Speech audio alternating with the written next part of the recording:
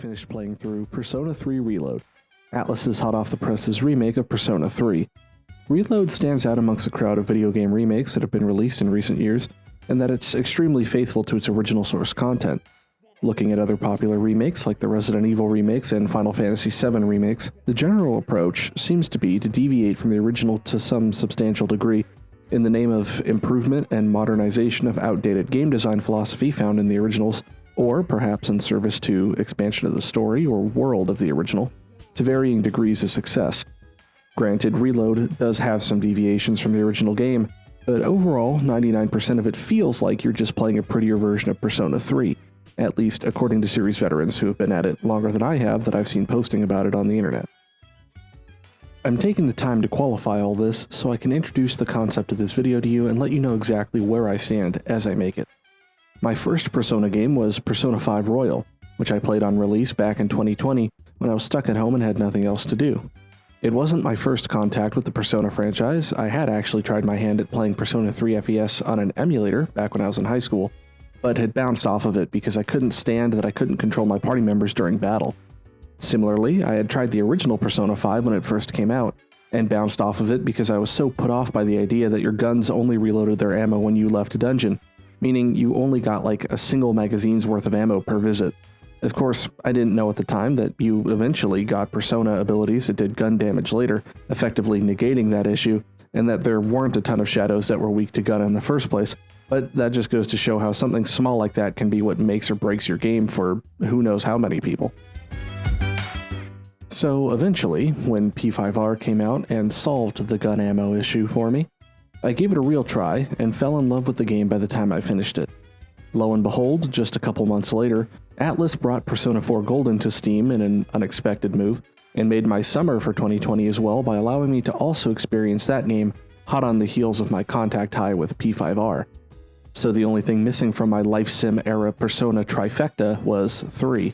But somehow I had an inkling that some definitive version of it was coming to PC at some point, so I held off. Lo and behold, once again, my prayers were eventually answered as Atlus announced Persona 3 Reload. Amongst my longtime Persona fan friends and online veterans of the series, the general consensus I gathered was that this was the holy grail for Persona fans, bringing the game that had the best story of the 3 games between 3, 4, and 5 into the modern day with all the gameplay and quality of life conveniences that had been introduced as of P5R and other modern amenities. Now, that first claim was one that had always lingered in my mind, the idea that Persona 3 had the best story of the 3 Life Sim era Persona games. I felt like the stories of Persona 4 and 5 were already so good. How could the first game of the 3, the one with which Atlus had redefined the series and tried something wholly new, be the one that they nailed the approach on and had only regressed since then? It seemed unlikely to me, as typically you would expect in any endeavor to learn with each iteration and improve, as they had with the gameplay elements by actually allowing you to directly control your party members in battle, and letting you choose what skills for personas to inherit during fusion, instead of them being left up to an obscure, unexplained chance system, for example. Having now played through it myself, I think I see exactly what people meant when they said Persona 3 has the best story out of the 3,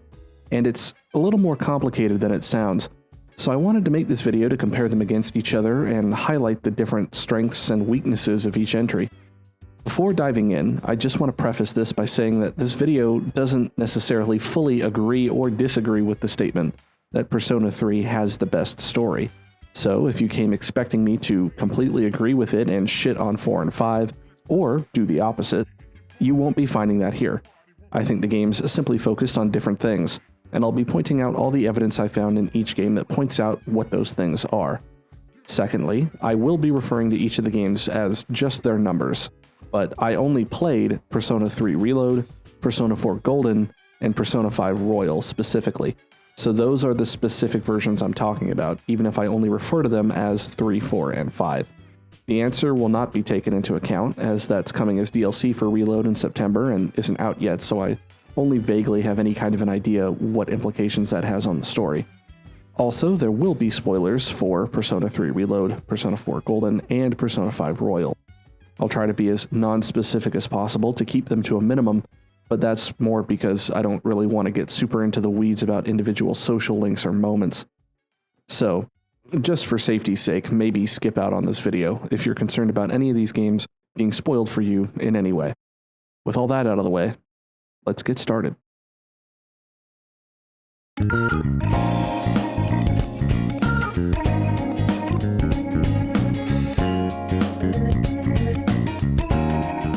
So the first thing I want to discuss is the difference between narrative design, or as I like to call it, scenario writing, and character or dialogue writing. Companies can go about developing games in different ways, and the production pipeline can even vary from game to game. But over time, I believe I've noticed a trend, especially with Japanese developed games, that typically the person who comes up with the overall scenario and plot of the game isn't necessarily the same person who writes all the dialogue and character arcs present in the game. It can be, like I said, not every game is created the same way, but oftentimes these two things are delegated to different people. In fact, a lot of times, even different teams of multiple people handle the writing for these different aspects of a game, and for good reason. As a writer myself, I can attest that writing from a pulled-back, big-picture perspective is a completely different skill set than being able to write convincing dialogue, character interactions, and character development. Every once in a blue moon, a very skilled writer will come along who can do both expertly, but those people tend to be the most successful writers, and you probably know them by name, as they come to be known as celebrities to a certain degree in and of themselves due to their writing prowess. As such a skilled writer is not always so easily accessible, splitting the work between people who have a talent for either one makes a lot of sense, and so many Japanese game devs do. I'm explaining this because the first thing I started to realize while playing through P3R is that the scenario writing of the game, to be clear, that is the overall plot and how the different gameplay elements are incorporated into that plot and how it all comes together, does seem to be on a different level from either Persona 4 or Persona 5. Painted so vividly by you, I just wanna stay with you. Looking just at the Tarot card Arcana system, playing through P5R and then P4G, I didn't necessarily ever grasp why the Arcana system was even there. Like, it provided a nice structure and mystical flavor to the games, but in the plots of P4G and P5R, it really doesn't play a very significant role at all. Meanwhile, in P3, the Arcana system feels like the backbone the whole story was crafted around. Characters actually directly discuss it in the plot of the game. There's the whole full moon system being tied to extra powerful shadows that represent each of the 12 Arcana, and there's even the fact that each of the individual plots of the social links pretty blatantly represent the basic description of the part of the Arcana they're associated with plays in the Fool's Journey. Admittedly, so do the social links in 4 and 5, but I feel like they did a better job disguising it in those games. But that may have just occurred to me because they don't have a character outright explaining the entire thing to you in detail in those games, like Nurse Edogawa does in Persona 3, which makes it pretty obvious. In comparison to the way the Arcana are incorporated into Persona 3, 4 and 5 almost feel like the system is purely vestigial, like it only exists in those games for the sake of maintaining the same structure they developed with 3, because it's what they knew how to do, and they had already put all the effort into designing the overall Persona system around the Arcana. Moving back to the overall plot structure and design,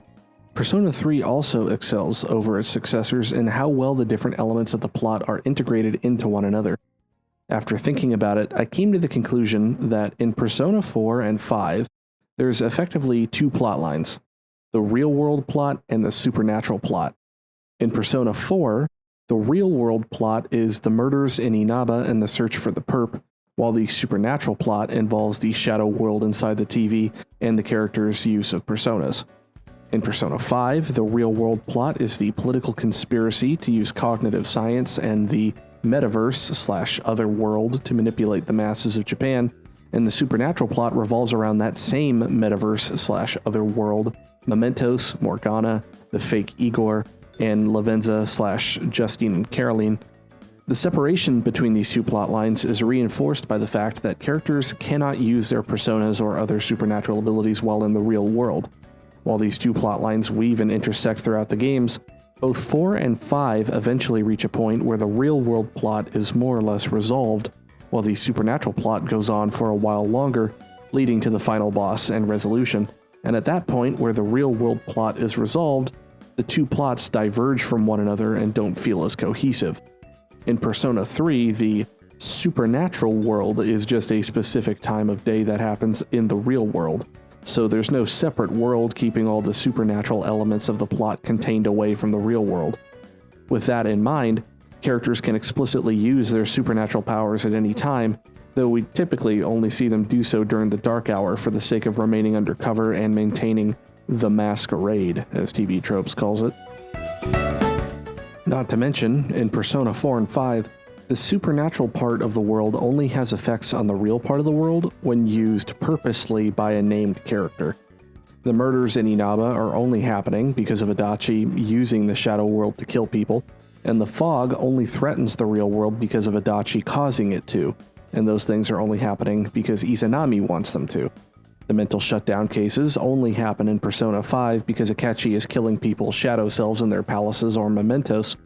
and mementos merging with reality at the end is only happening because Yaldabaoth is causing it to. Meanwhile, in Persona 3, apathy syndrome and any deaths or disappearances tied to it are the fault of the shadows and the coming of the fall themselves,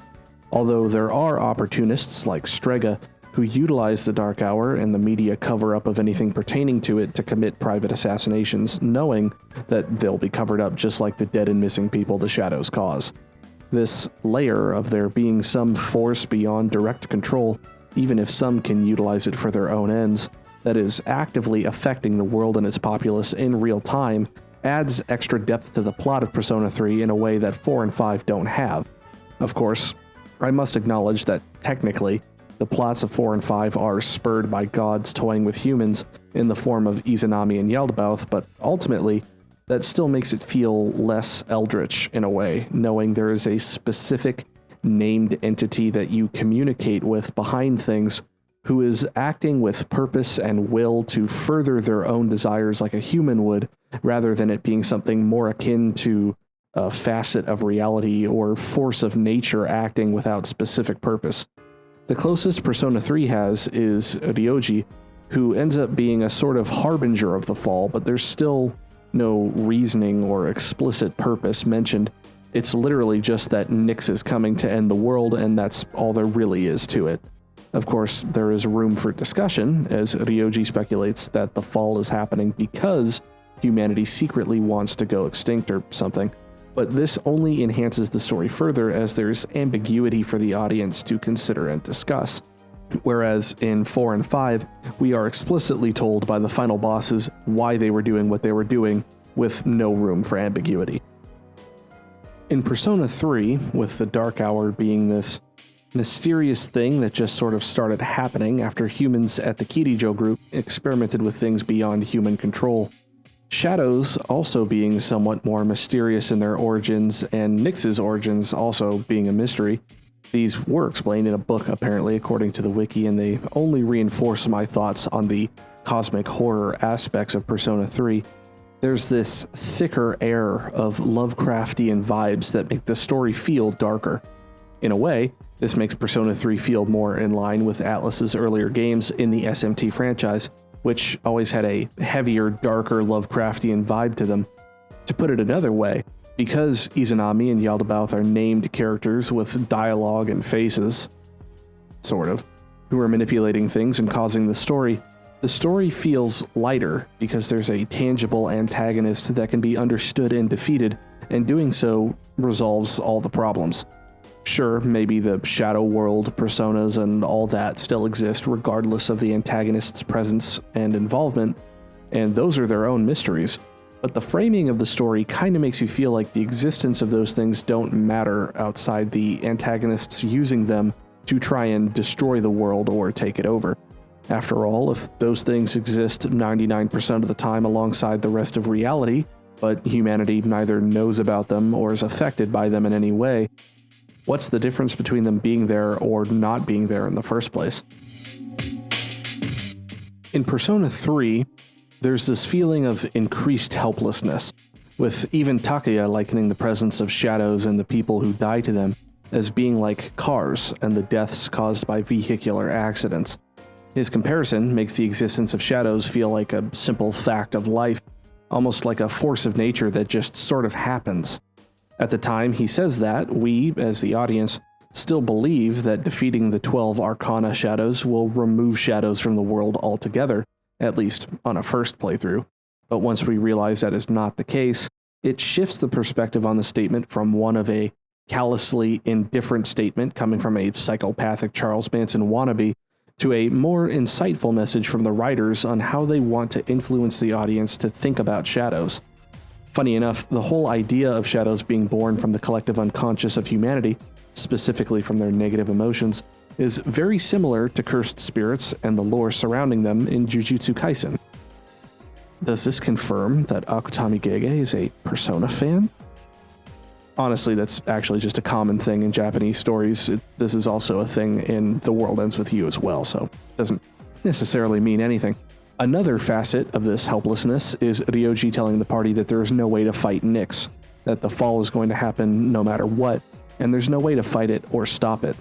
This ends up being true in the end, as even fighting Nyx achieves nothing. It's only the Deus Ex Machina of the protagonist suddenly unlocking the Universe Arcana at the final moment to enact the Great Seal that stops the fall from happening, and it still comes at the cost of losing the protagonist. This is a level of helplessness and Pyrrhic victory that simply doesn't appear at all in 4 and 5. I mean, hell, even Maruki just has a fake-out death at the end of Royal, even though it would have been 100% okay for him to be killed off at the end of that game. And Akechi gets an extra "is he really still alive" moment right at the end, just so the game can end all fluffy and not as dark and shit. Another thing to consider is the existence of shadow selves in Persona 4 and 5, which also dilutes the shadows more by making them appear in the form of named characters and giving them dialogue, which inherently makes them feel less scary and mysterious.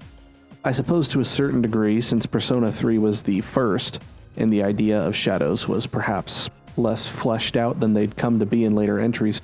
this eldritch feeling of a mysterious force that you can never truly completely know has more to do with their less developed nature, and in later games, as they had more aspects of shadows they'd decided on, they openly shared those truths with the audience, making shadows feel less Lovecraftian and scary.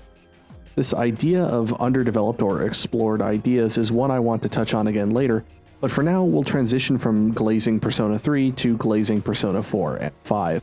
To summarize my point here one more time before we move on, overall, Persona 3 feels more cohesive in its use of the Arcana as a backbone of both the story and the gameplay, and does a great job integrating those concepts into a cohesive whole.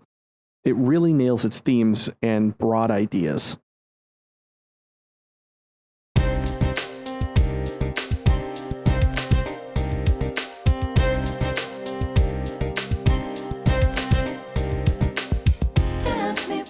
Now to address the strengths of Persona 4 and 5, which I personally believe did a far better job in the way their characters and dialogue were written. A major issue I ran into with Persona 3 was feeling like a lot of the characters are barely more than cardboard cutouts, occupying the slot in the Arcana or plot they're meant to represent, and doing little more than saying and doing whatever the fastest thing to continue the plot would be, which oftentimes means characters are either spitting exposition at you or talking about their feelings and beliefs in a very strangely straightforward and awkward way. Meanwhile, in Persona 4 and 5, the characters feel far more real, and it feels like every character has a genuine arc that really pays off when you see their social link through to the end, or see where they end up by the end of the game. First of all, let's address the elephant in the room. Persona 3 doesn't have social links for your party members, aside from Yukari, Fuka, and Mitsuru. And then apparently, Aegis was also added in FES, so that was carried over into Reload. This, of course, allows the opportunity to romance them, but it also highlights that the male party members don't have as much attention paid to them in that regard. In Reload specifically, they address this by adding linked episodes, where each of the male party members gets a series of 5 events that act similar to social links to further flesh out their characters and their relationship with the protagonist. The downside to giving the party members social links, I will admit, is that the party members in 3 get their character development as part of the story, making their growth consistent with the story, whereas in 4 and 5, They basically sequester the party's character development inside their social links and make it so that they can't change at all as characters after their initial development in the story, or it would be inconsistent with their social link, and vice versa. However, my major issue here is that regardless of who it is, party member or not, most of the social links in Persona 3 genuinely bored me. They weren't all terrible, but more of them failed to grasp my attention than didn't. I believe they were boring because of how shallow the writing is and how more than 50% of each social link, varying from one to another on just how much, is literally just the characters spinning their wheels and getting nowhere, only for the whole story for that character to unfold all at once at the end. This is actually a pacing issue that Persona 3 has in more than one place, with several months of in-game time going by with nothing really happening. I remember hitting the beach segment and thinking, comparing this to 4 and 5, this means I'm like halfway through the game, but not feeling at all like enough had happened yet for me to be halfway through the game, not to mention that I didn't have anywhere close to my full party available yet. Sure enough, in terms of actual calendar dates, that is about the halfway point, but in terms of actual plot density, Persona 3 is just heavily backloaded, and the plot gets far more dense around October or so. It feels like the last 3 months of the game take as long to get through as the first 9. Anyway, that aside, if I were to speculate as to a reason for this, I would assume that the devs may be overcommitted to the idea of the game being a life sim, and wrote many of the social links to be more boring because they were meant to resemble you and a friend just shooting the shit. After all, how often can you really say you have a deep, profound, meaningful conversation with your friends every time you hang out? It's also worth considering that they may have just not been very good at it, since, again, Persona 3 was the first of its type, and they hadn't earned the necessary experience and refined the process yet. Anyway, in contrast, almost all of the social links in 4 and 5 are engaging at the very least, and only get better from there. One upside to allowing the party members to have social links is that you feel more connected to them personally, and it really fosters a stronger feeling of these party members being your friends and people you have strong bonds with. This is an ongoing issue I had with Persona 3 that took me until about 60% of the way through my playthrough to place, but I kept thinking it once I pieced it together. For most of the game in Persona 3, I felt like my party members were less friends and more like coworkers. They were brought together solely by their purpose of using their personas to fight shadows as part of C's, and maybe put up with each other at best. It's not until way later in the game, damn near the end, when C's becomes the Nyx Annihilation team, that it feels like they truly start to form those signature Persona series team bonds I'd come to expect after playing 4 and 5. Hell, some of the random dialogue from the characters when they're sitting around in the lounge even mentions that when they defeat the shadows and C's disbands, they'd have no reason left to interact with each other. I think when it came to writing 4 and 5, the writing team put a little more emphasis on writing compelling dialogue and interactions between the characters, which goes a lot further to endear the audience to them, as well as focusing on building the connections between the player and the team, making them feel like they have those strong team bonds. Additionally, there are moments in the endgame of 3 that feel unearned to me, with the party reacting to things in a way that feels inauthentic to me, because the relationships hadn't progressed properly to that point. When everyone was all teary-eyed and relieved when the protagonist reemerges from the school after the final battle, I just didn't feel convinced that these were realistic reactions from these characters, given what I'd seen and known about them up to that point. It felt like the writers were trying to sell me an emotional moment and failing, like a song that just drops with no build-up. It doesn't hit right because the dopamine-serotonin loop is being broken. Even outside the team, the social links available to the player tend to be more interesting.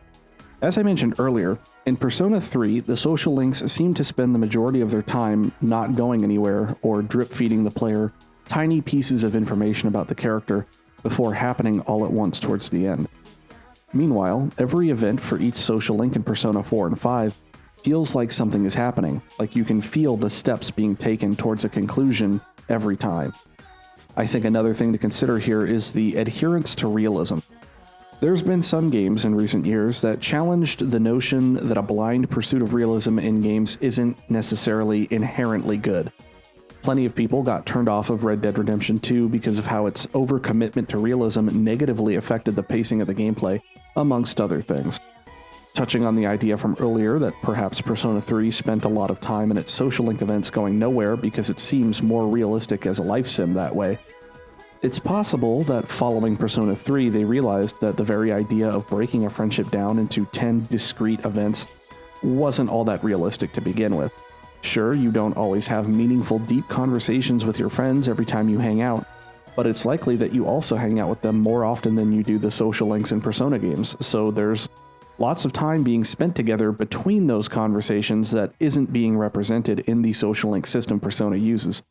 Taking this into account, it's possible that in Persona 4 and 5 they realized that because the system itself isn't inherently all that realistic, they decided to sort of just imply that those less interesting hangouts were happening, since you can go on the dates/hangouts between ranks to push the social link ahead enough to reach the next rank. By doing this, they could just leave it up to the audience to infer these sorts of hangouts happen in the gaps we don't play, so that each social link event we're seeing is sort of being skipped to and leaving the boring parts out. Effectively, the social link events we're seeing are like a highlight reel of the building of a friendship/relationship, but leave out a lot of the little moments and less impactful, but nonetheless totally necessary steps that endear people to each other. By sprinkling just the right amount of those throughout the events while focusing more on the character's story instead, they found a better balance that sells the audience on the bonds being forged between these characters without boring them and making them lose interest. However, I would be remiss if I didn't also address the drawbacks to this change in approach. As mentioned earlier, Persona 3 does a better job of providing character development for the party members by incorporating that development into the main plot of the game, but originally didn't even have social links for the party members, save for the girls, except Aigis. In changing this in 4, they allowed for the party members to have plot lines and seem like they're more than just your party members as people, but also ended up having to lock in their character development at the moment they officially become a party member, so that you can see that development in the social link, but also because they couldn't have the character developing regardless in the main plot, since the player may not see or even do their social link events. This effectively created a situation where the characters more or less become very one note in the main plot, and makes it more obvious how much each party member is sort of just occupying a slot in a roster/standard party structure. They do vary a bit from game to game, but like, for example, Junpei, Yosuke, and Ryuji are very similar in how they slot into the party and plot as the, quote, male best friend, unquote, of the protagonist, who is also the first or one of the first party members, who also happens to share a class with them at school. Fuka, Risei, and Futaba all basically do the exact same thing in each of their respective games as well. That being said, there are still some developments in characters that exist outside their social links and happen throughout the game, but by nature have to be minor. For example, Ryuji and Morgana start off pretty at odds with each other and butt heads often, but these situations become less serious and more comical as the plot goes on, coming to a head in Okumura's palace where their relationship finally progresses and any further instances of them fighting is purely for giggles. Of course, this is also partially a byproduct of the Arcana system, slotting each of the characters into particular roles in the Fool's Journey, which inevitably led to characters that share Arcana resembling each other and having similar plot/character development structures. Anyway, my point is that I have seen some valid complaints that the party members in 4 and 5 feel more cartoony in that they tend to have one or two major personality traits that define their entire personality. For example, how many times can you hear Yusuke complain about food or talk about art, being that he is the starving artist personified, before it gets old? Chie's personality revolves entirely around martial arts. Yosuke is a wage slave.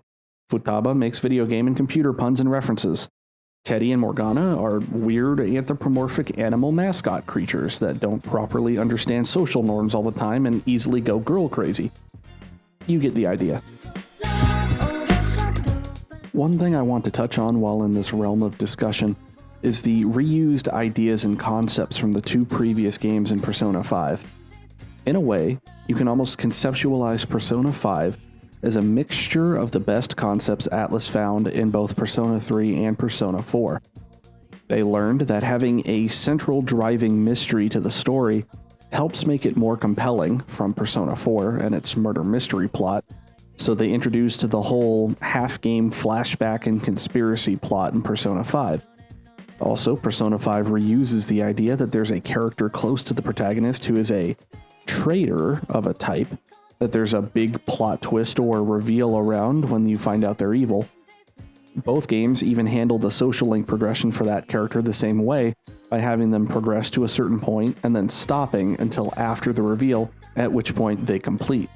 But it doesn't stop there, as another thing I noticed was that if you take Mitsuru and split her into two characters, you get Makoto and Haru. Makoto is not only a biker, but also reflects Mitsuru's dominant/punishing streak and studious nature as the student council president and an academic high achiever, while Haru embodies her position as the iris of a major corporate conglomerate whose father passes away, leaving her to take over the company, while also working to escape an arranged marriage in her social link. But wait, there's more.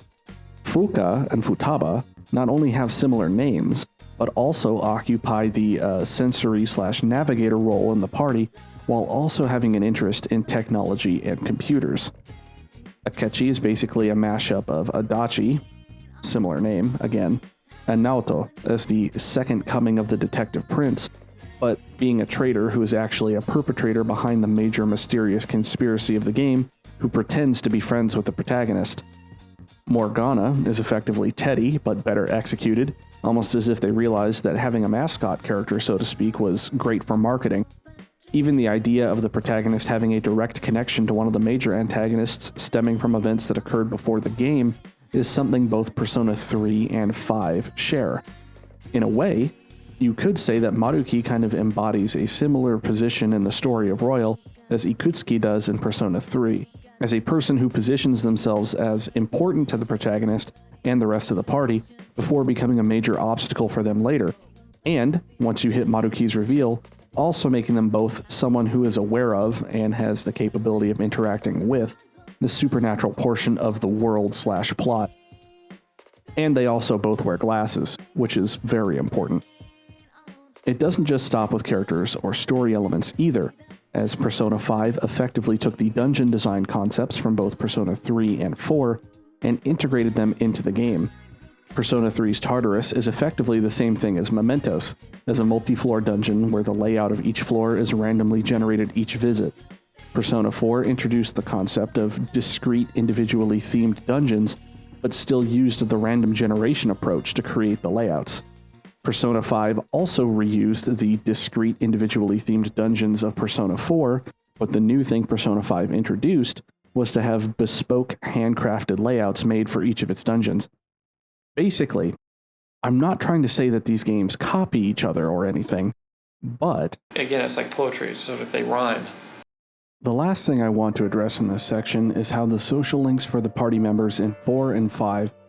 allow the player to feel as if they really have more of a life going on outside of the party than we see during the rest of the game. Sure, in Persona 3, we learn little tidbits about each of the party members, and this is especially helped by the linked episodes, but it's mostly about each of the party members' pasts and still leaves the game feeling as if the characters don't have much of a life outside of the party at the current point in time. They had a life at one point, then the game started, and this is their life now. That would be fine if more happened, but again, Persona 3 was just never meant to focus so much on the party members being your friends and having social links to expand on that aspect. This was especially highlighted to me whenever Mitsuru would be missing from the dorm, as oftentimes one of the characters would mention that she was busy doing something for the Kirijo group, or what have you. This made sense to me and showed that the characters do have other things going on, but the issue is that whenever some other character would be missing from the dorm, the lack of explanation regarding it stood out more. No one would address it the way they would Mitsuru's absence, and I often found myself wondering, what could they possibly be doing? Because the game made no effort to give the player any insight as to what they may have going on in their life. What's funny though is that this particular issue I'm complaining about wasn't even resolved in Persona 4 and 5 by giving the party members social links, but by altering the format so that the party doesn't all live together and need to be present in the dorm to enter a dungeon. You just summon everyone to assemble at the meeting place and go from there, which takes the focus away from the absence of detail in the party members' daily lives by itself, which they then doubled down on by giving them social links anyway. Moments of calm,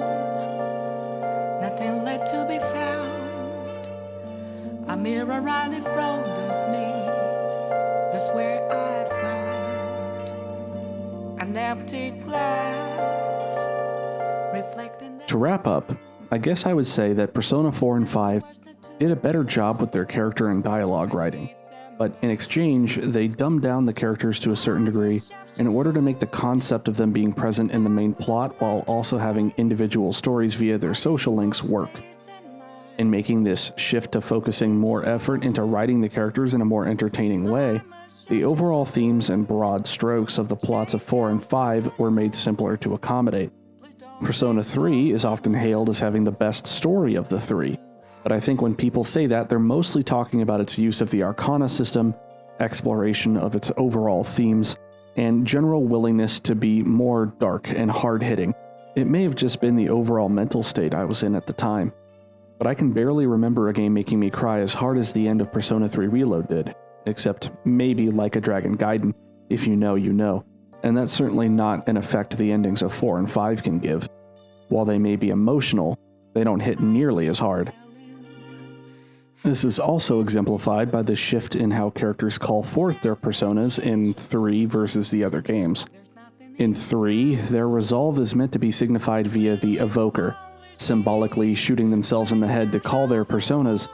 This was actually somewhat controversial at the time, and even nowadays sometimes is decried as Persona 3 showing its early to mid-2000s edginess, and I think the response to this led Atlus to decide to switch it up in the sequels, leading to 4's approach of just having the characters break their Arcana card to summon their persona. In that case, it can be argued this ties into the themes Persona 4 has of self-determination and rejecting fate's designs for you, as the tarot cards symbolize divination, telling the future. Breaking them can be seen to symbolize the character's will to reject that future and endeavor to forge their own. Of course, Persona 5 has themes of rebellion and accepting your true self, so the characters in 5 summon their personas by ripping off their masks, meant to symbolize the mask they put on to exist in society and discarding it to go against society in favor of doing what they personally feel is right, even if society rejects it. I don't intend for this to be an in-depth look at the concepts behind the Persona games and where those came from. So my point is that Persona 5 seems to lean into those concepts and has maybe the most on-the-nose portrayal of those concepts. This simplified approach seems to fit in with people who find Persona 4 and 5 to be lesser stories than 3, as often happens. To address my point from the beginning of the video about finding the idea of the games getting worse as they went on odd, the idea is basically the classic concept of a series becoming more simplified as it went on to appeal to broader audiences, leaving the initial fans who picked it up in its early days to feel as if it only got worse as it went on, kinda like the classic hipster meme. In a way, which of the 3 games you prefer the most, I think, has most to do with what parts of a story most appeal to you. If you prefer 3, you're probably a person who likes to dig into some interesting concepts and bigger picture stuff in a story, as those are the things 3 did best. If you prefer 4, the cast of characters and how they interact with each other is probably the most important thing to you, as that was probably the strongest part of that game. If you prefer 5, you probably like a mix of both, as it has the broadest appeal and was quite simplified compared to the other 2, but did a decent job of melding the 2 parts together while not necessarily overly exceeding at either. Regardless, I think we can all agree that we're excited to see what direction they're going to go with Persona 6, and maybe we'll finally break free of high school after all these years. Hopefully you enjoyed this comparative pseudo-review video essay thing. Feel free to drop a comment about your favorite Persona game, yell at me about how I'm wrong and how I need to play Persona 2 or whatever you want. If you did enjoy, make sure to like and subscribe as well so you can support the channel and see what else I put out. Probably something about anime, animation, or the next game I play. Until I see you next time, stay safe and have fun.